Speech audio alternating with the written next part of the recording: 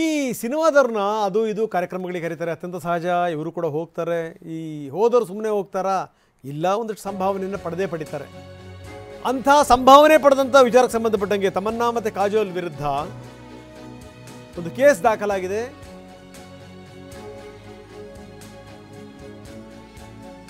₹3,40,00,000 ವಂಚನೆ ಆಗಿದೆ ಅಂತ ಪುದುಚೇರಿಯ ಒಬ್ಬ ವ್ಯಕ್ತಿ ಕೇಸ್ ದಾಖಲು ಮಾಡಿದ್ದಾನೆ. ಕ್ರಿಪ್ಟೋ ಕಂಪನಿ ಕಾರ್ಯಕ್ರಮ ಅದು. ಕಂಪನಿ ಉದ್ಘಾಟನೆಯಲ್ಲಿ ನಟಿ ತಮನ್ನಾ ಪಾಲ್ಗೊಂಡಿದ್ರು, ಕಾಜೋಲ್ ಕೂಡ ಇದ್ರು. ಉದ್ಘಾಟನಾ ಕಾರ್ಯಕ್ರಮದಲ್ಲಿ ಒಬ್ಬರು,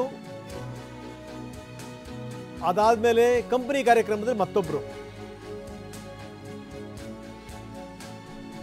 ಇನ್ನು ಆ ಕಂಪನಿ ವಂಚನೆ ಮಾಡಿದೆ ಅನ್ನೋ ಆಧಾರದ ಮೇಲೆ ನಿತೀಶ್ ಜೈನ್ ಮತ್ತು ಅರವಿಂದ್ ಕುಮಾರ್ ಅವರನ್ನು ಪೊಲೀಸರು ಬಂಧಿಸಿದ್ದಾರೆ. ಇದಾದ ಮೇಲೆ ಈ ನಟಿಯರನ್ನು ಕೂಡ ವಿಚಾರಣೆಗೆ ಒಳಪಡಿಸಬೇಕು ಅಂತ ಕೆಲವೊಂದು ಕಂಪ್ನಿಗಳಿಗೆ ಇವರು ಜಾಹೀರಾತನ್ನು ಕೊಟ್ಟುಬಿಡ್ತಾರೆ, ಅತ್ಯಂತ ಸಹಜವಾಗೇನೆ. ಅದಾದಮೇಲೆ ಆ ಕಂಪ್ನಿಗಳದ್ದು ಏನೇನು ಕಥೆಗಳಿರ್ತಾವೋ ಏನೋ ಹೇಳೋಕ್ಕಾಗಲ್ಲ. ಆ ಕ್ರಿಪ್ಟೋ ಕಂಪನಿ ವಿರುದ್ಧ ಸರ್ಕಾರಿ ನೌಕರನೊಬ್ಬ ದೂರನ್ನು ಸಲ್ಲಿಸ್ದ, ನೋಡಿ ಇದು ನನಗೆ ಮೋಸ ಮಾಡಿದೆ ಅಂತ.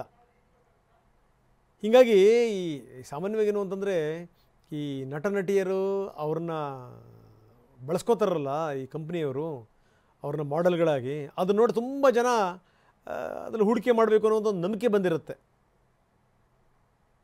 ಇಲ್ಲೂ ಕೂಡ ಆಗಿರೋದು ಹಂಗೇನೇ.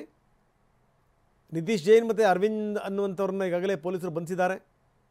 ತನಿಖೆಯ ಭಾಗವಾಗಿ ಇವರಿಬ್ಬರನ್ನೂ ಕೂಡ ವಿಚಾರಣೆಗೆ ಒಳಪಡಿಸಬಹುದು ಅಂತ.